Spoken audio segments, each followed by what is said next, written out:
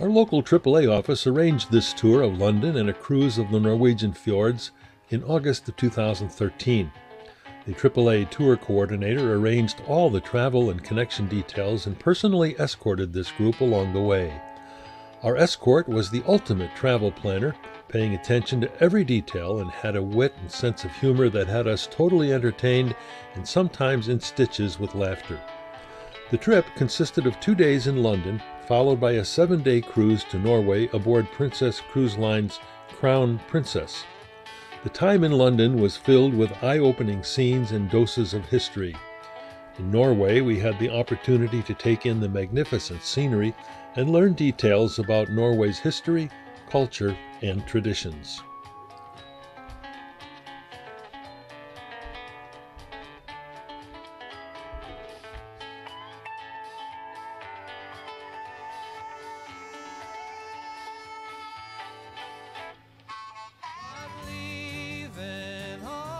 Jet plane, don't know when I'll be back again. Oh babe, I hate to go.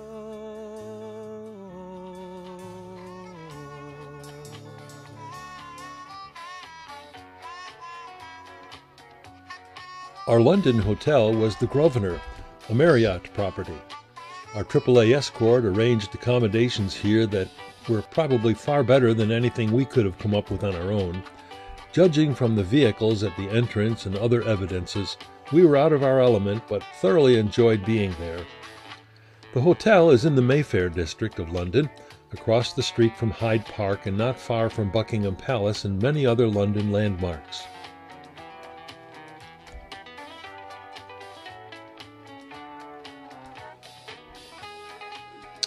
Here's a photo of our AAA group of 25.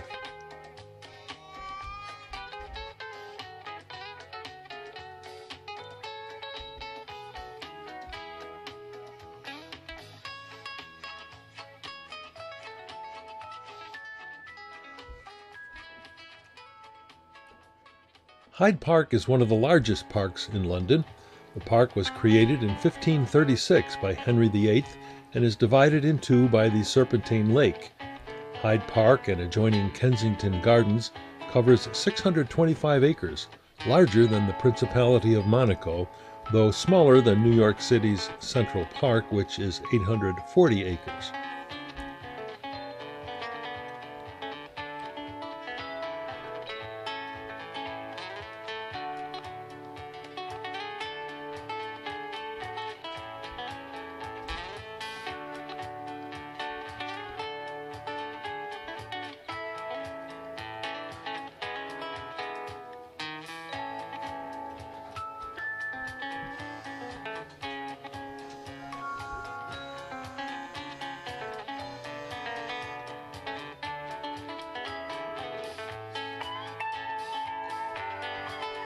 The Princess of Wales Memorial Fountain in Hyde Park was a busy wading pool for children and looked like a good spot for picnicking on a hot summer day.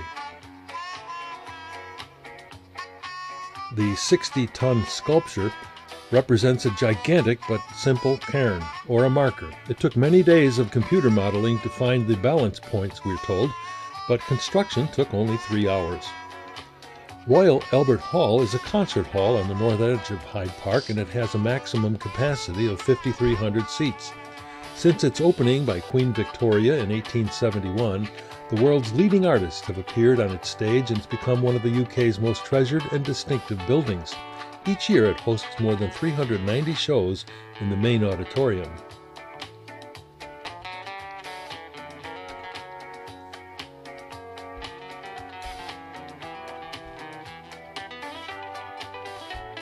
We visited Harrods, which turned out to be so much more than any department store that we've ever known. The store was owned by Mohammed El Fayed. Remember Dodi Fayed and Diana? From the year 1985 up until 2010, when it was sold to a Qatar company for just over $2.2 billion. The store occupies a 5-acre site with over 1 million square feet of selling space and over 330 departments, making it the biggest department store in Europe. Up to 300,000 customers visit the store on peak days, and more than 5,000 staff from over 50 different countries work at Harrods. Following afternoon tea and a scone at a small restaurant across from Harrods, we return to explore our hotel's Mayfair neighborhood, ending the day with dinner at the Richaud Tea Room and Restaurant, which was established in 1909.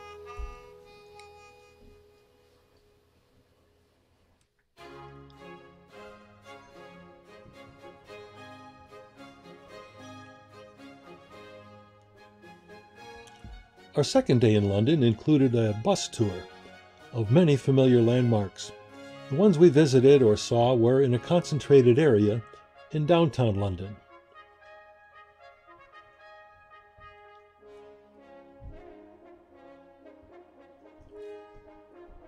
The Mall is a road leading from Trafalgar Square to Victoria Memorial and Buckingham Palace.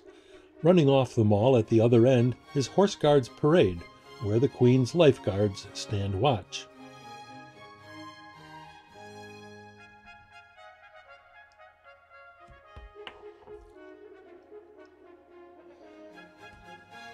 Often mistakenly referred to as London Bridge, this iconic bridge is actually the Tower Bridge. Opened in 1895, the bridge is a combination of suspension and bascule design. St. Paul's Anglican Church occupies a significant place in England's national identity. Following a devastating fire in 1666, the cathedral was redesigned by Christopher Wren. Services held there included the funerals of Lord Nelson, the Duke of Wellington, Sir Winston Churchill, as well as the wedding of Prince Charles and Lady Diana, to mention a few. Monuments in Trafalgar Square memorialize the victory of Lord Nelson over the French and Spanish fleet in the Battle of Trafalgar in 1805, thwarting Napoleon's planned invasion of England. At each corner of the square are plinths, only 3 of which contain statuary. The 4th is empty, but used to display works by leading contemporary artists. They are displayed for a year and then replaced by a different piece of art. Some of the recent displays are shown here, and I took the liberty of photoshopping in the art from recent years.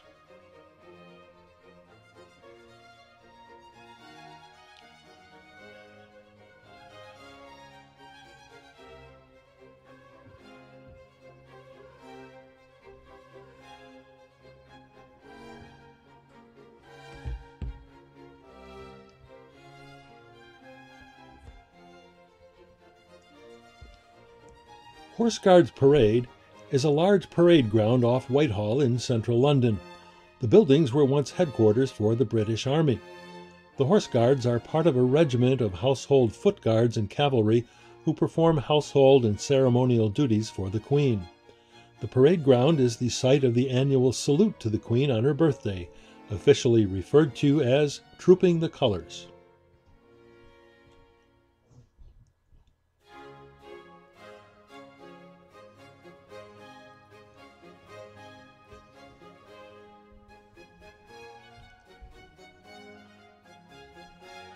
Since 1660, guards have regularly stood watch at the entrance to the parade, which faces St. James Park and leads to Buckingham Palace. Changing of the guard occurs daily, and guards are rotated from their posts each hour. The parade was once a tilt yard where jousting tournaments were held in the time of Henry VIII. The south side of the parade faces the rear wall of number 10 Downing Street, the official residence of the British Prime Minister.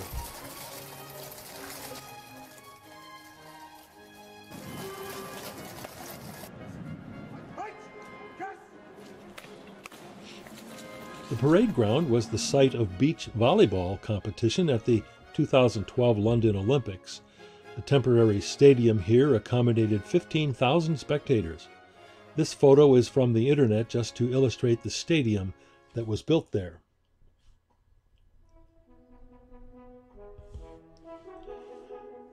The Tower of London isn't such a great tower after all, but was originally built as a castle with guard towers by the Normans in 1066 and expanded by William the Conqueror in 1078. It was used as a prison from 1100 to as recently as 1952. The Tower of London has played a prominent role in English history and served variously as an armory, a treasury, a menagerie or a zoo, the Royal Mint, and home of the crown jewels of England. Nancy was loaned the Queen's crown in the form of an image on a mirror. If you stood in the right place, you were wearing the crown. Yeoman warders are popularly known as beefeaters and play host and guides to visitors to the Tower of London. They are entertaining and can spin you a yarn at the drop of a hat. On our River Thames boat tour, we passed many iconic locations.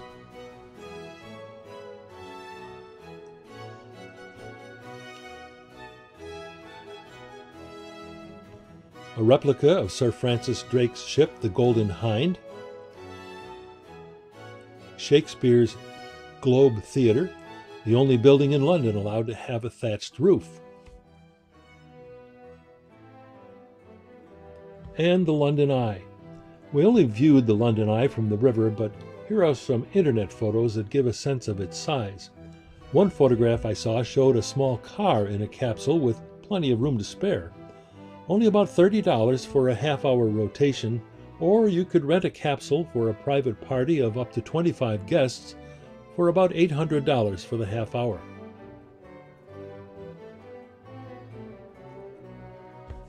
Big Ben is one of the most prominent symbols of the United Kingdom.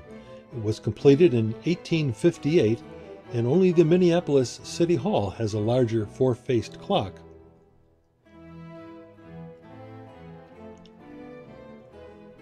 London's skyline is undergoing a transformation.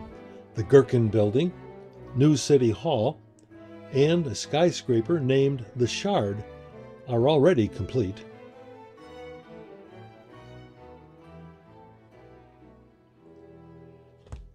Additional buildings are under construction and many more are planned. The original Covent Garden dates back to 1200 when the land was used for orchards for Westminster Abbey. Today, the Covent Garden is a type of shopping center and eatery with impromptu entertainment. Our second day in London came to a close at the Victorian Audley Pub, established in 1730.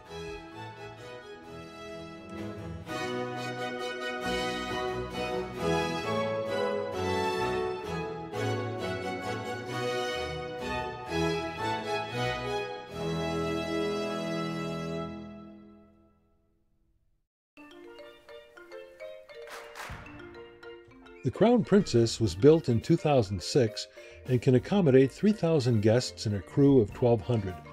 She's just short of 1,000 feet in length, 200 feet above the waterline, and 27 feet below the waterline. She has 19 decks and 4 swimming pools. While the ship was unquestionably large, as of 2015 there were at least 50 cruise ships larger than the Crown Princess.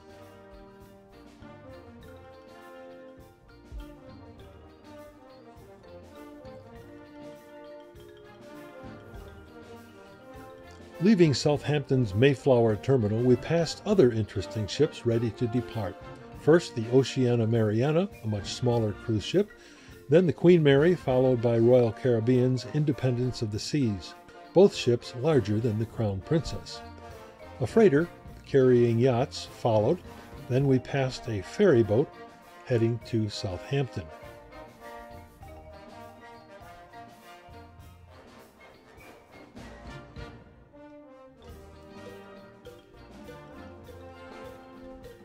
Looking back towards Southampton, we saw a parade of ships leaving port that Sunday morning.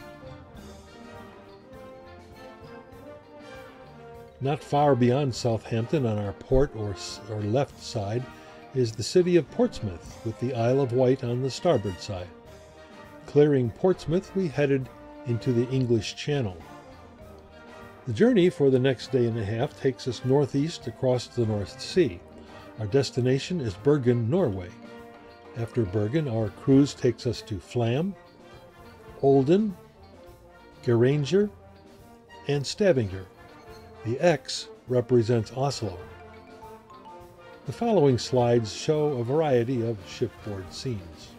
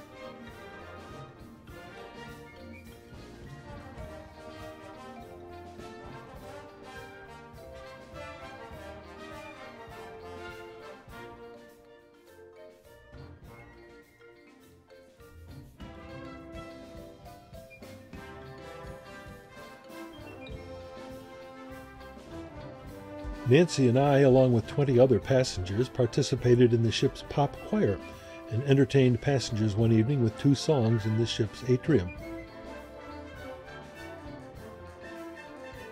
In the North Sea, we saw plenty of oil platforms. Turns out both Bergen and Stavanger are major centers for the support of North Sea oil drilling activities.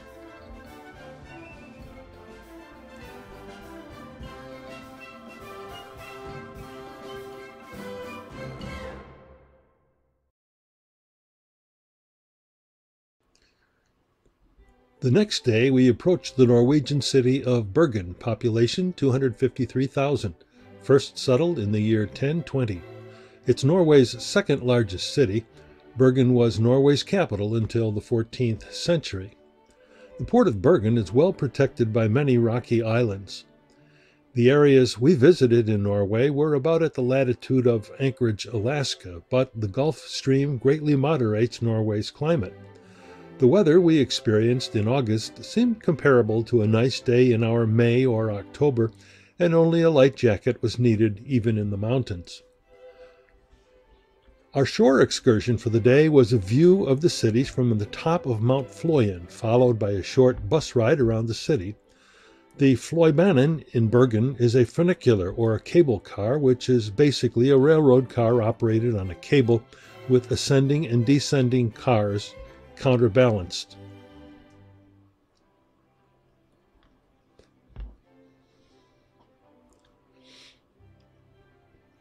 If you look closely between the tracks, you may be able to make out the actual cable that the car is attached to.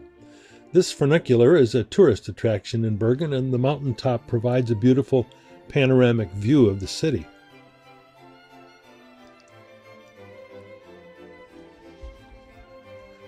As we get higher up the mountain, we can look down and see the Crown Princess in the harbor about 1.5 miles away.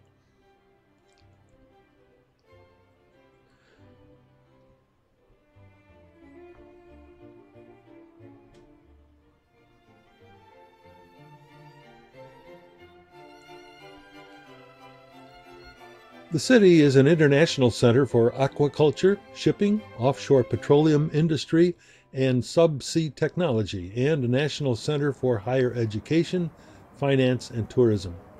Bergen's port is Norway's busiest in both freight and passengers, with over 300 cruise ship calls a year, bringing nearly 500,000 passengers to Bergen, a number that has doubled in 10 years.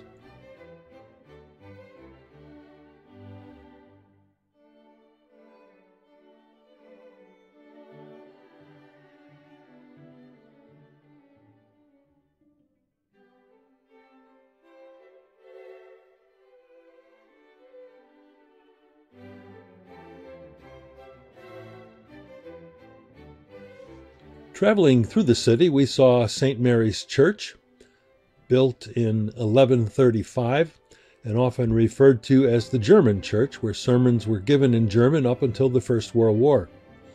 Bryggen, the historic harbor district in Bergen, is a UNESCO World Heritage Site and one of North Europe's oldest port cities, established as a center for trade in the 12th century. The colorful and historic frame buildings in the Braggart district near the waterfront have become iconic symbols in Bergen and Norway.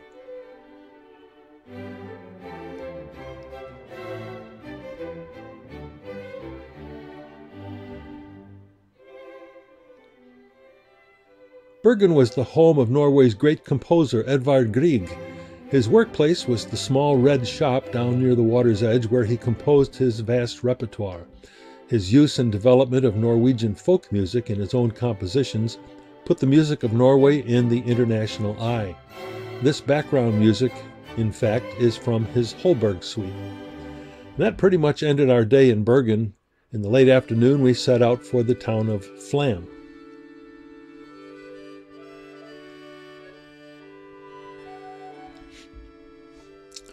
Flam is at the end of Norway's longest fjord, 130 miles, which is up to 4,291 feet deep.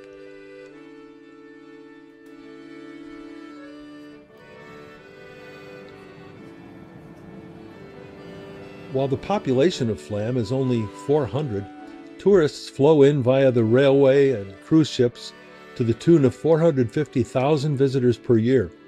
We've heard that serious limits are going to be placed on the number of visitors by reducing rail traffic and lowering the number of ships from the present 150 cruise ships per year. With only 1 or 2 public toilets, the town just isn't equipped to handle this influx of visitors. On the positive side, most of those going on shore excursions from our ship were bussed away from the town for the day into areas set up to deal with tourists.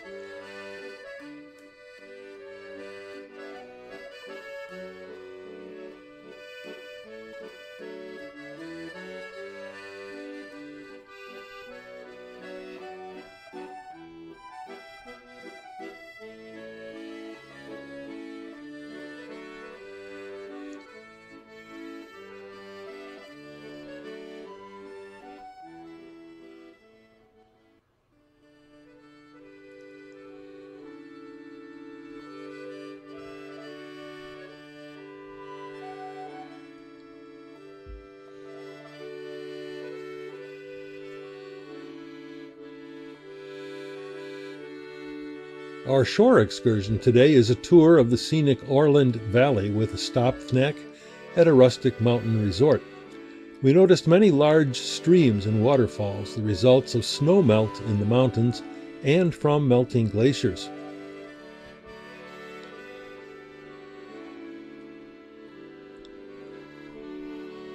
The rustic resort turned out to be called Osterbo Fellstove, which translates to Mountain Lodge. This mountain campground and resort is located between Oslo and Bergen, and during our visit here we were told about the significance of trolls and waffles in Norway's culture. It seems that a sign of hospitality is to serve, and in Norway the dessert of choice is waffles. The traditional waffle in Norway is thin and made on a heart-shaped iron. They are sweet and served with whipped or sour cream, and usually served with strawberry or raspberry jam, or simply sugar on top. We were served waffles in all of our cafe or restaurant stops in Norway.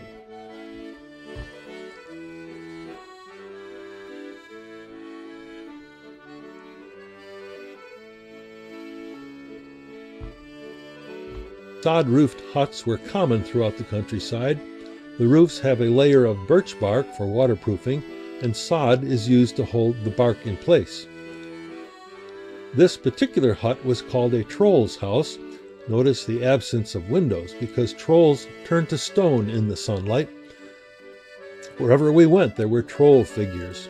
Myths about trolls abound in Norwegian history, but in today's world it seems they are icons of the past and, of course, tourist bait.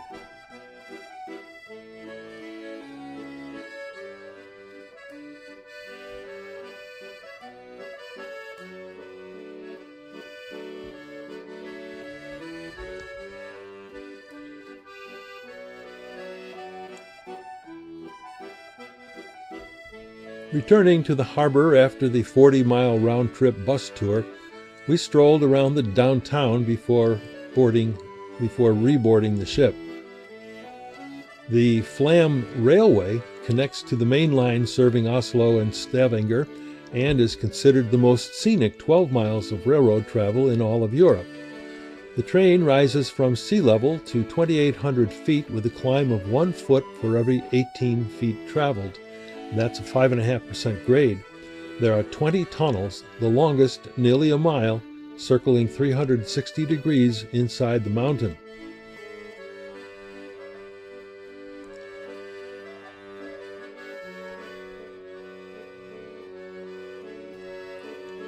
Returning to the ship, we made it back in time for dinner and our departure to Olden.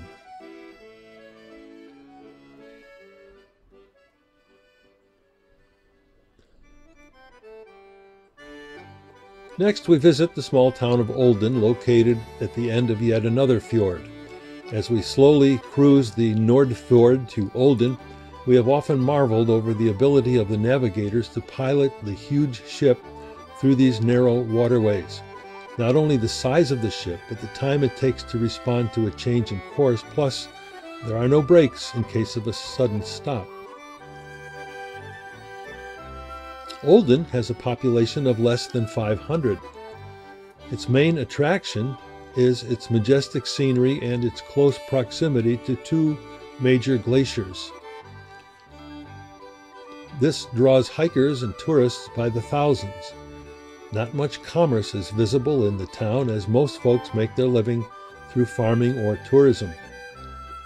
Our shore excursion in Olden is a scenic tour of the Oldendalen Valley, a boat trip along a beautiful blue lake, a waffle stop at the Kandalstova Cafe, and a hike through a national park to the foot of Kandalen Glacier.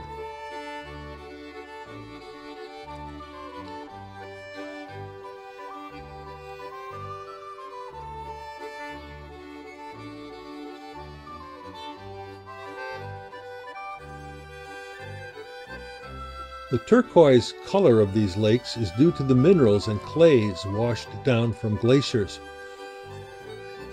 On the way to the cafe at the end of this lake, which is Lake Levatnet, we witnessed the beautiful scenery with thread-like rivulets of meltwater bounding down the mountains.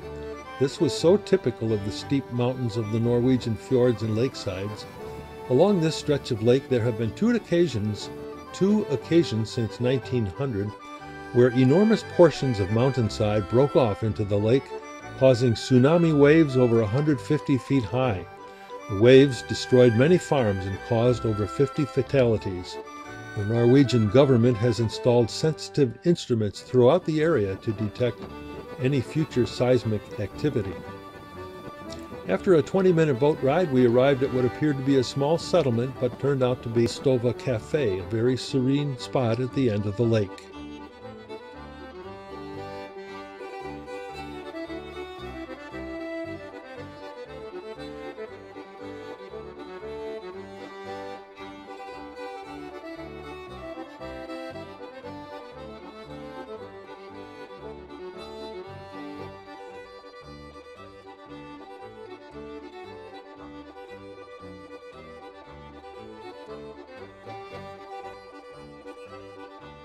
Once again, waffles were the dessert of the day.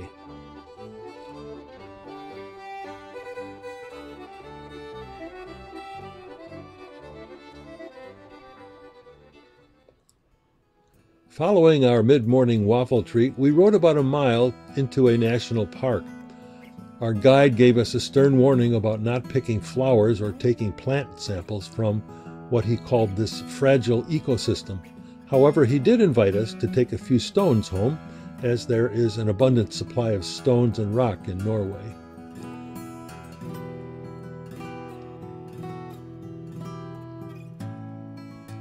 After a short hike, we had a distant view of the Kandalen Glacier. This glacier is one of many fingers of glaciers fed by the high mountain ice field. Notice the streams of water cascading down from the tip of the glacier.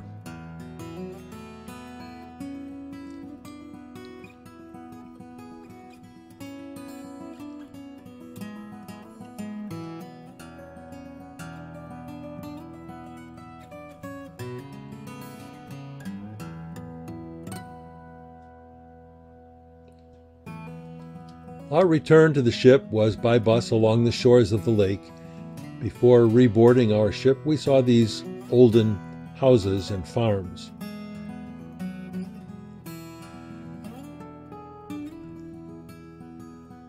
Back on board the Crown Princess, we headed back to the sea to our next destination, the small village of Geiranger, located at the end of yet another fjord.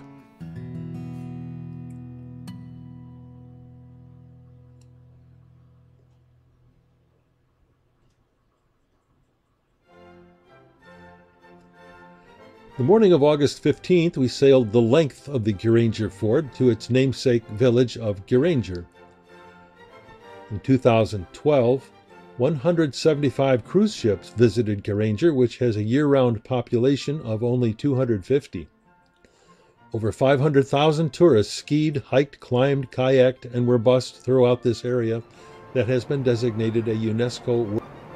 Quoting from a UNESCO brochure, the Geiranger area is considered to be among the most scenically outstanding fjord areas on the planet. Its outstanding natural beauty is derived from the narrow and steep-sided crystalline rock walls that rise almost a mile above sea level and to a depth of 1,600 feet below sea level. Along the sheer walls of the fjords are numerous waterfalls, while free-flowing streams and rivers run to the sea.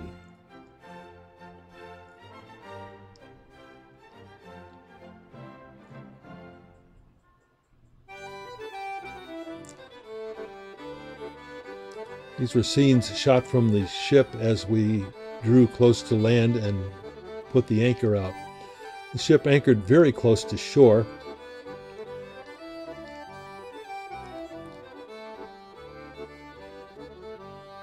And tenders were used to ferry us to the small dock nearby. The capacity of each tender is 150 persons.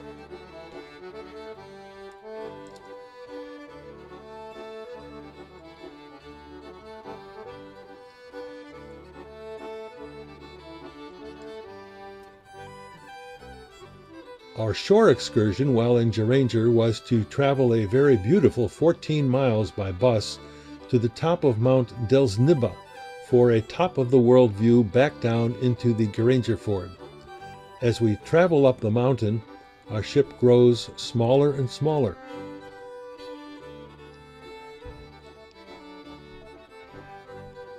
These sod-roofed cabins are called seter huts, S-E-T-E-R, and are dwellings for farmers for summer grazing of their livestock. Norway has strict laws governing summer pasture farming, and this movement of farmers from one season to another is called transhumance. Nobody had any objections to the daily waffle stop. We didn't want to insult our hosts. This restaurant is the last outpost before the final stop.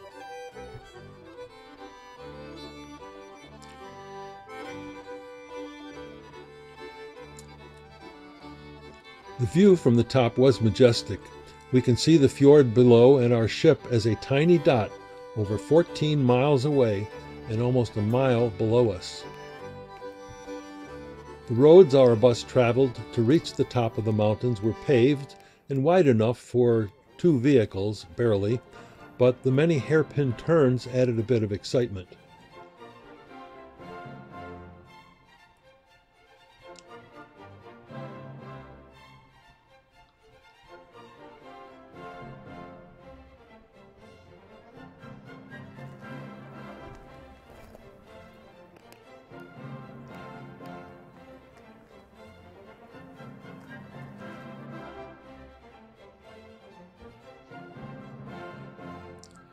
There were hundreds of tourist-made cairns scattered around the top of the mountain. A cairn is a man-made stack of stones, varying in size from small stone markers to delicately balanced sculptures. It occurred to me that this is an ancient version of saying Kilroy was here.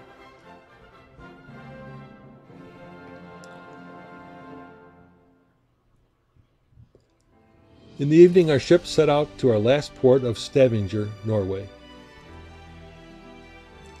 Stavanger is Norway's 3rd largest city, counts its official founding year as 1125, The city's rapid population growth in the late 20th century was primarily a result of Norway's booming offshore oil industry.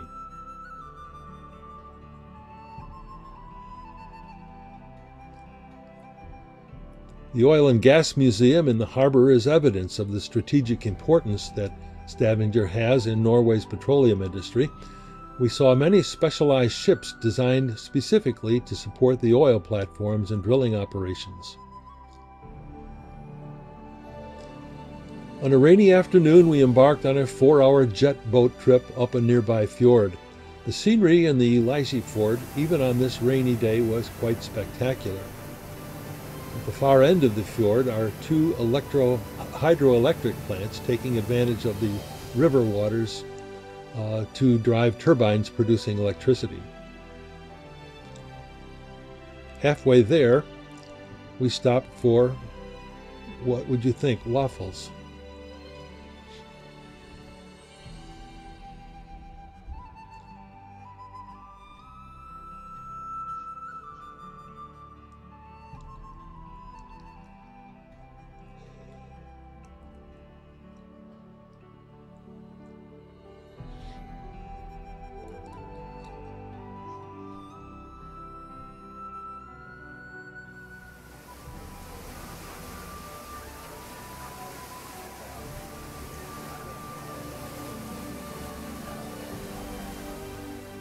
We were told that these goats are brought to this isolated enclosed area in the spring as a tourist curiosity and removed when the grazing deteriorates in the fall.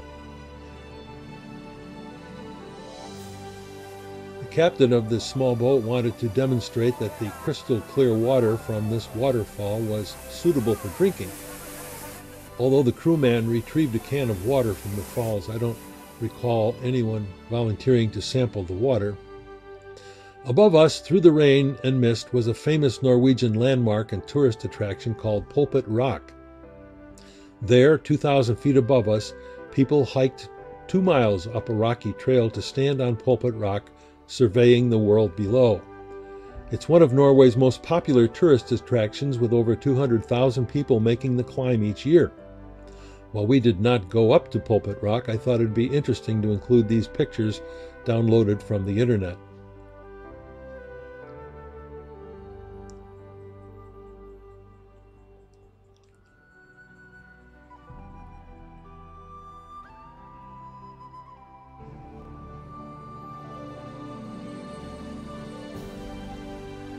After the jet boat tour, we looked around downtown briefly. Despite Stavanger's large size, its core is to a large degree 18th and 19th century wooden houses that are protected and considered part of the city's cultural heritage. This has caused the town center and the inner city to retain its smear.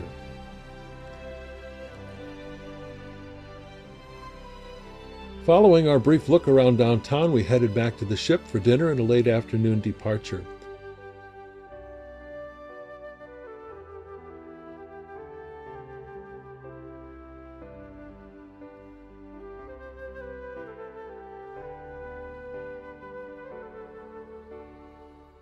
Tomorrow we sail southward on the North Sea back to Southampton, then off to Heathrow, Cleveland, and home sweet home.